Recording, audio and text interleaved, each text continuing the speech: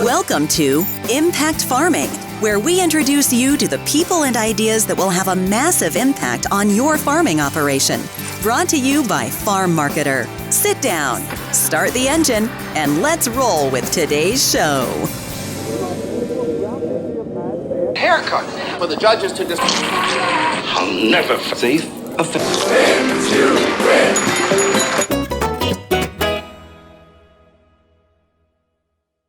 Hello everybody and welcome back to the Impact Farming Show. I am so excited to have our special guest here again with us. Welcome Farmer Megz. Thanks for having me back. It's so exciting. It's been just over a year since we sat down in Regina and chatted, and a lot has happened in your life. It's been a busy year, yes. I'm excited to catch up. So one of the things that is top of mind for me that I've been dying to ask you is, how are your crops doing? They're better now that we had some rain at the end of June, but this was our third year going into drought, and people were starting to seed earlier in my area at the beginning of April, when normally it would be kind of middle of April. Okay. We had a snowstorm come through at the end of April, which for us was our first real moisture. Yeah. So we had kind of moisture going into some of our seeding, but then our later stuff, we basically seeded into dry ground, even though we sank our drill deeper. And so we had some stuff that germinated and then went dormant because it ran out of moisture. We had other stuff that didn't germinate for a month and a half, like our flax. We had places where it looked like we only seeded the low spots, or there was areas that had more snow than us end of April, where you could see where the snow drifts had been, because that's where crop was growing, or that's where crop was doing the best. Oh. Yeah. So our pulses came back really well. We had about 5 inches at the end of June. Okay. So we had peas flowering at 4.5 inches tall, and they're about 2 feet, and it's not going to be a bumper crop, but hopefully around 30 bushels. Lentils are coming back now. The wheat and the durum had already set its yield. Flax and canola is not great. Barley's coming strong now, so we need to keep getting rain, and then we also need to get the fall that's going to allow us to finish everything, because we're kind of a month behind. Like, we personally just finished herbicides about 2 weeks ago on our farm, and we didn't even have weeds flush out until the end of June when we had that rain. So it's been challenging. You hit the nail on the head. Everything is a month behind. Yeah. And I know I said to Anthony the other day, we finally got rains as well. Our hay is pretty thin and shabby. But I said, June's arrived, because normally that's when all the rains move in. Yeah. And at the beginning of last week, the rains moved in. I'm like, June's here. We're a month behind, right? And it's been cooler too. Last year was quite hot, and this year for us it has been cooler and cloudier, and so that saved us a little bit off the beginning before we got that rain. But I know that there are a lot of politicians that were excited that we got rain, because they're worried about what the payout could be with our business risk management portfolio and crop insurance. But I would caution that the rain is not a saving grace, or it's not the end-all be-all, that we still need a fall to finish stuff. It'll be interesting to see what we get, but this rain is not saving any operations. It's helping, but it's not. It's a little late. A little late. Same for us. I mean, we have our corn and it's doing well, but if we were relying solely on our hay, it's thin. It is half of the yield that we normally get, so the rain isn't going to save it. I mean, maybe second cut, but I'd imagine. You guys get second cut? Yeah. You know what that is? No. We only get second cut. We don't get none of that crazy third or fourth that some people get. But maybe it'll turn out well, but no, the rain's not going to save it. Hopefully we get some good heats, timely rains, a long growing season, and then we'd all be jumping for joy.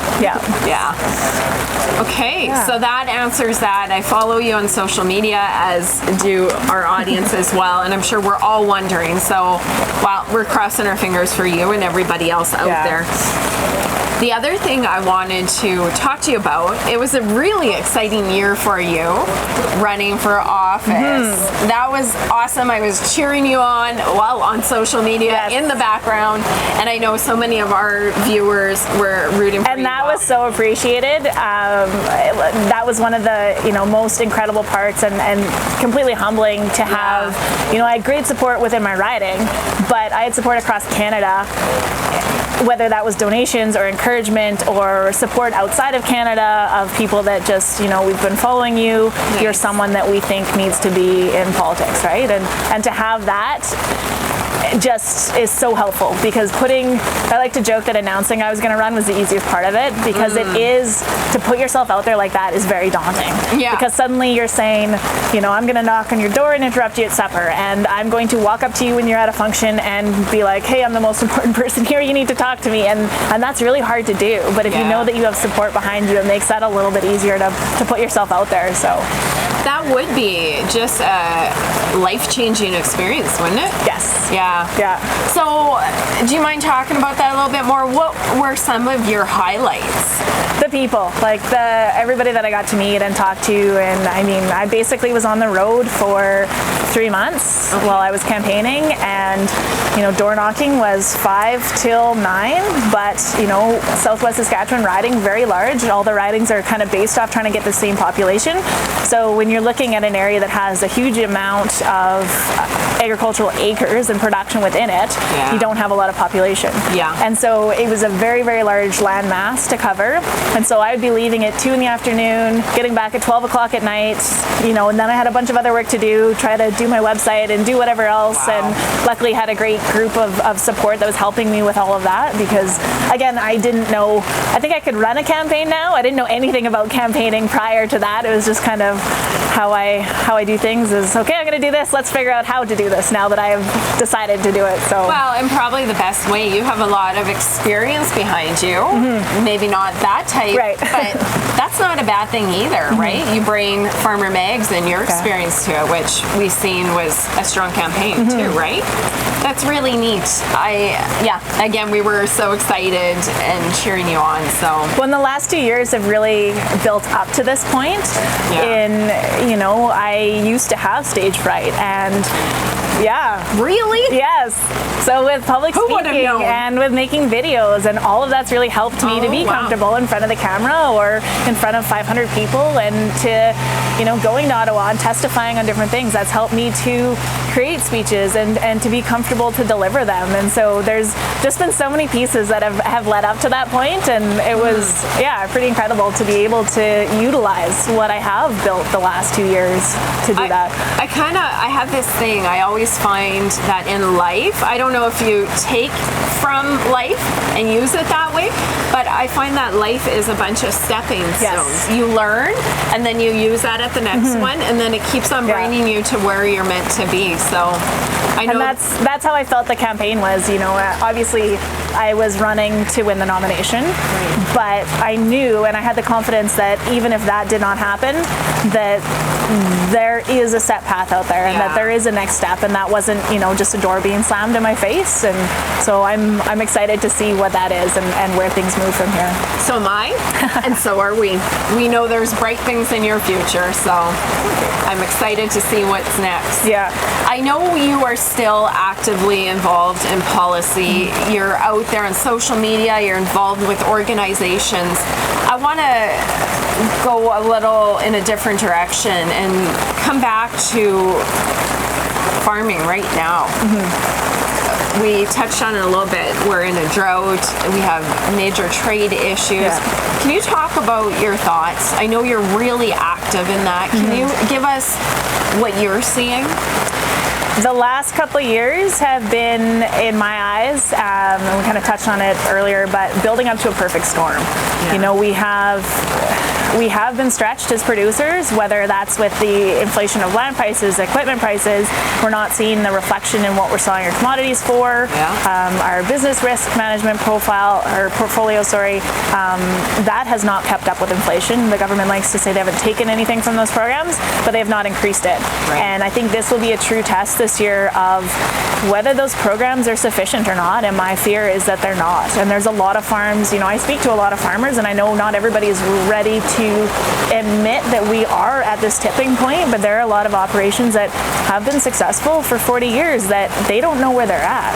And I know from talking to input dealers that there were a lot of corners cut this spring by people they would not expect that from a financial point of view.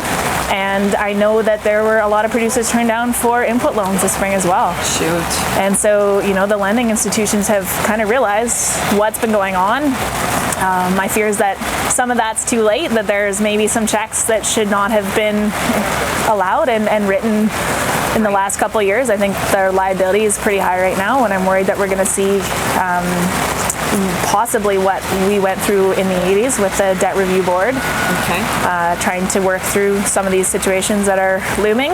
And then, compounding all of that is our trade issues and our market access. And we, personally on our farm, there isn't a commodity we're growing that's not facing a trade barrier tariff, and not even all of them are, some are political. Some of them should not exist, but that's where we're at. And globally, what we're seeing is many countries and many markets move to protectionist trade tariffs and short-term gains to try to, protect their own and protect their revenue. And it looks good short-term. And when you're looking at a 4-year election cycle, there's a push towards that. But on the grand scheme of things and the global scheme of things, that's not the most successful way to move forward.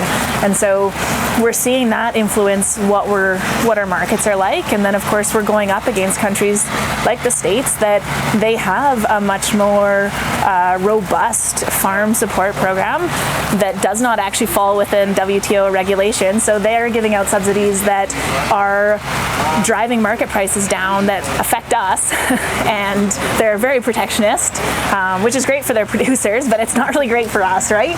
And so I think that is a big fear right now, and I know some of the politicians I've spoke to that they're worried that that's going to get worse and that's going to affect our prices even more. So yeah, it's scary times, and you look at farmers, and I wonder too, and it doesn't take a rocket scientist to figure it out. If a farm has had a hard year, 2 hard years, 3 hard years, I mean, we're big operations, and we've gone out and bought land and the machinery and all the inputs that we need to grow that, and then we don't get the yields. Well, again, it doesn't take a rocket scientist to figure that out. You can take, hopefully, if you have a healthy operation, you can take a couple years of that, right? Right. But to be going into a 3rd year, and I know a lot of producers were saying, we just need a normal year. Yeah. Whether that was normal weather that showed up to create some great yields or normal commodity prices, and we're not seeing either of those. Yeah. And I mean, I hope it's better than it's going to be, but my fear is that we're kind of on a tipping point, and if things don't turn around fast, there's going to be some big changes going on, especially in Western Canada. Yeah, it's such a tough conversation to have, but you know what? Here, I like to bring the people and ideas that'll impact farmers and their farming operation, and I think not enough people are talking about it. I sometimes think we all like to pretend and act, and I guess there is that element of it, but obviously if we're having hard years and we're selling off cattle because we have no feed, things are tough. We need to talk about it. We need to get involved, and you're a prime example of that. You're involved in policy, you're out there advocating for the industry. You are the perfect person to talk about this subject. I know a lot of farmers maybe want to do something, they're frustrated, maybe they're not even thinking about doing anything. What would your words be? Well, sometimes it's hard to face too, right? It's easier to pretend that things aren't as bad as they are. Right. Or to not have to admit that to yourself, not have to admit that to your spouse, not to have to admit that to your parents if it's a multi-generation operation, or your in-laws, or what have you, your neighbor, right? Because there is so much so much judgment that goes on, so much, well, look what's there. And so that's, I think, part of the first hurdle. And we also, I mean, unfortunately, we live in a country where it's not okay to support agriculture for the most part, right? And which is completely different than what you see in the States, which is why it's okay for them to have the subsidies they have, and people are not against that. But we don't have that type of mentality, and there's a big disconnect in what, people think that supporting Canadian agriculture means going to the local farmers market, which is great. By all means do that, but understand that there is a much bigger agricultural picture going on that is important and is an economy driver for our country, and that people are affected by, right? Because it's revenue that goes into our country, and So I guess my words of advice are you need to be involved. And I know that there's so much that goes on in farming. There's so much that we have to think about at all times, but we need to be very aware of what's going on. We need to be aware of what's going on in other countries because it affects us. Absolutely. You know, China and the US, trade issues, right? Look at where we're at now, how that affected us.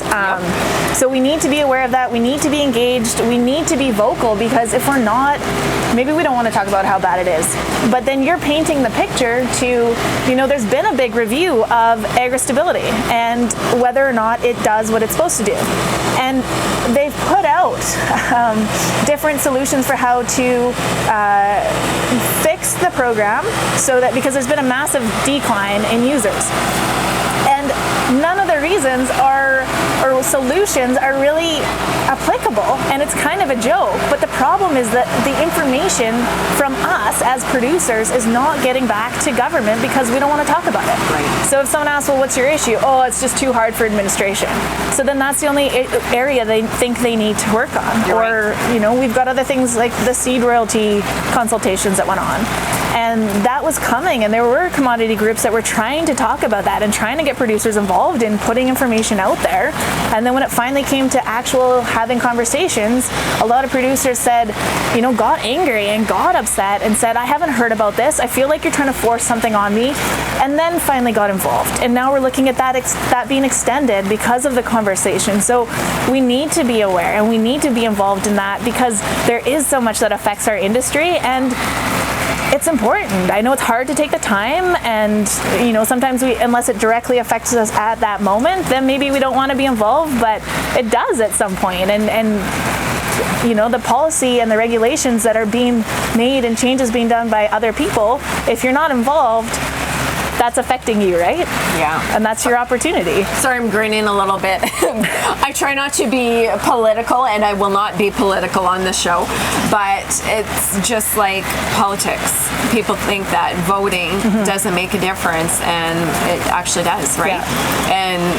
And we are so busy with our farming operation. I mean, farmers wear so many hats. So I was gonna try and name how many hats they wear. Just too many hats, and then we have family and community and all of that. When do they have time? That's one excuse. I'm actually gonna say, how do you start? I'm thinking of a farmer. Maybe I'm sitting at home and I'm frustrated about what's going on in this area. How do you even get started? You just dive right in, and you've been such a great force for our industry, but where would a person even take those steps to get involved? Thoughts on that? I think just the first steps would be to be aware. Yeah. So start paying attention to the news, and not just one news source. You know, I know we like to say, well, I don't want to listen to them because they're too far to one side, but you need to see things from different angles. So look at different news sources, look at what's going on globally, and then take a step back and say, okay, well, how is this going to affect me? And then what, you know, maybe in each province there are different grassroots lobby groups that you could get involved with. There's different commodity groups. You know, there's so many different ways to get involved, and yes, it takes time, and yes, it takes commitment. And I know a lot of people are either not at a stage in their life with children or with family or with different, you know, maybe where they're at with their farm to feel like they have that time. But that is what it takes, is getting involved in those levels, and maybe you're not able to get involved to that level, but you are able to write letters to your elected officials for something that is really going to affect you. You know, like what we did in 2017 with proposed tax changes, that was because agriculture got together, and we had many different voices coming together saying, this is how it's going to affect me, this is a massive issue, and that's what it took for the government to stop and to listen and to make changes. And so even if you just feel like you're one voice and you can't do anything, you can, because you're adding your voice to everybody else that is having that conversation. If everybody starts speaking up, then that is one big voice, right? I often, in private conversations, get very frustrated that it just seems that people are so busy with their head in the sand, just doing life, which heck is understandable. Is understandable. We have a lot to do in life, and especially as farmers, but it's we need to pay attention. And nothing changes unless we speak up, right? Well, and look at what's going on. I mean, look at Europe, look at other countries that they are having more of that Green Party influence. They're having more of their policies and the regulations be dictated by people that are so removed, which is partially why I ran, right? I wanted to run for politics because of being a producer and having that connection, that insight that is needed in government, right? Absolutely. And so if we don't get involved and we keep our voice out, especially till the end, it's really hard to go up against those changes that are already in motion and that you're seeing happen in other countries. That is the warning. When they happen somewhere else, it is a warning that door has been opened for it to happen here as well. Look at glyphosate, right? Yeah, absolutely. Well, and if you think of it too, if government and the world at large is 98% non-farming, and we're 2%, and the 2% of us are too busy growing food, who is speaking for us? And that's to just loop back with what you were doing. I just loved it because you know what? That is the voice that we need, because I'm not sure, I really don't think anybody in office means ill against agriculture, but I just don't think they understand, right? And that's where we need voices like yours and others and farmers on grassroots level just speaking up, right? Yes, it takes all of that. Absolutely. The personal voice, the commodity groups, the grassroots groups, and then bring that together with your elected officials that are working on something. So. Excellent. So that must have been quite the year for you. I've been watching you on social media and sitting there, go Megz. I don't know if I've fully come down yet from campaigning. I'll still, drive to an area. I'm like, okay, so which house do I hit first? And no, I'm not door knocking tonight. Or, oh boy. Yeah. You need a t-shirt or something. If this gal's knocking on your door, call this number. If lost, Old habits die hard. That's great. So somewhere I wanted to go to, and again, it all relates, and I know you have been such a strong voice in the mental health area as well, if you don't mind if we go there. Just with everything going on, farmers having some tough years, trade issues, you name it, the perfect storm as we'll call it. Can you share some thoughts on mental health and maybe a call out, whatever you want to share with our audience? Because I think now is that time where producers need to connect and share your thoughts on that. For me, it's I've always found that talking helps. Kind of sharing my story, but in doing that, it also opens the door for people to know that I am a safe place for them to come to as well. But one thing that I would like to say, because that's something that I've really noticed, I think the more that I've paid attention to things is, it's great for us to say, like, please feel free to talk to someone, please feel free to reach out, and that, asking for help is the bravest thing that you can do, but that is not always easily received when you are going through something. Okay. And, we talk about stigma, and we talk about community stigma surrounding mental health and addictions, because addictions are a huge part of mental health as well, right? Absolutely. And we don't always associate the two together.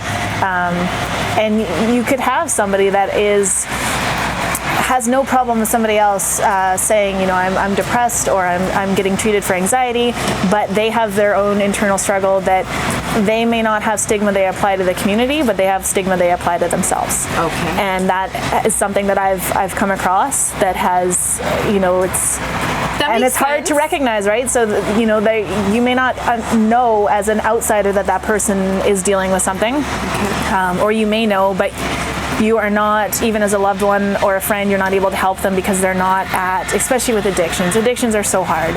They're not at a point where they're willing to recognize that there is something going on, or accept that there is something going on, accept that they need help. And so I think, with moving forward with stressful times, I would try to be, as aware as we can be of ourselves, but also of those around us.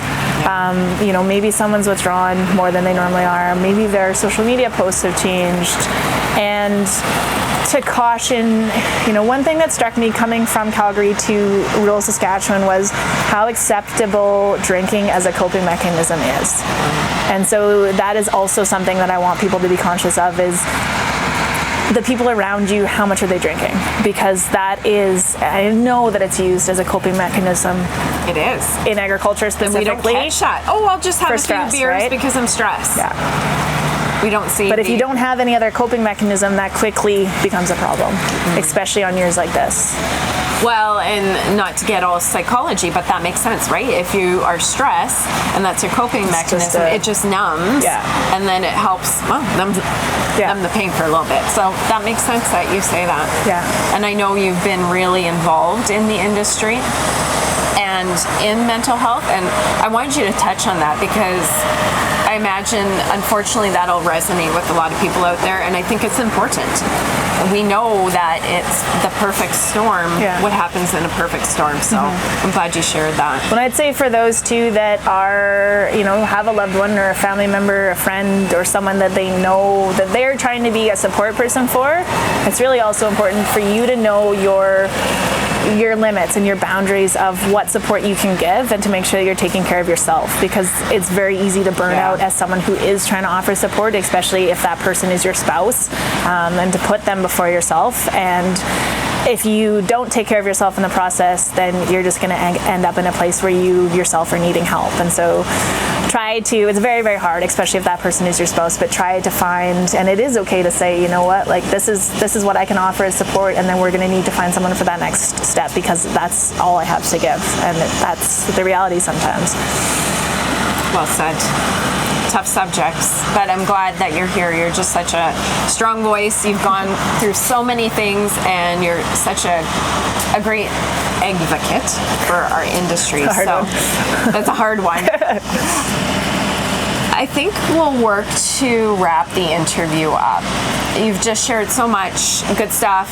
Unfortunately, not a happy interview, but you know what? Again, my goal here is to bring those hard conversations. If we're always just talking about happy-go-lucky, fun stuff, it's not real and it's not helping anybody. And I'm so glad that you came on to share your journey and your concerns and what you're hearing in policy, and encourage farmers to get involved. Do you have any last words, anything that you want to touch on, anything? Put you on the spot on that. Just a little, hey? I don't. Things you're excited about. I know you're active in policy. Is that something you think you'll stay involved in? I'd like to, yes. I'm just excited with the potential that we have in agriculture right now. We've got so much changing, whether that is the technology, just what we're doing, how we're doing it. I think we're going to see a lot of systems changing. We've got a food distribution system that was created in the 50s and 60s that isn't working anymore. We're going to go through some really big changes, and I'm really excited about how all of that is going to happen, and to be involved, hopefully, in helping shape that, which I think we all have the opportunity to be involved in. And just if anyone wants to ever talk farming, reach out, or mental health or anything. That's those are I'm a safe place to talk to you. But also I want to know what you're doing. I want to know how your crops are going. I want to know what cool things you like. I love it. That's my favorite thing to talk about. One of the things I loved about campaigning in a very rural area was just all of these conversations, and so. Excellent. Well, I am so excited to see where the future takes you. I know you have bright things in store. So thank you for joining us again. Thanks for having me, Tracy. And I look forward to chatting next year. We'll just set a date. This time next year. Same booth? Same booth. Well, hopefully a little warmer and nicer. Less rain. Yeah. Thanks again for joining us. Thanks. And thank you guys for joining us. I know you will have loved the episode, and I look forward to catching you on next week's. Talk to you soon. Bye-bye. You've been listening to Impact Farming. For more great episodes and articles designed to help you manage and grow your farming operation, head on over to farmmarketer.com. Don't forget to sign up while you're there. We will see you on the next episode.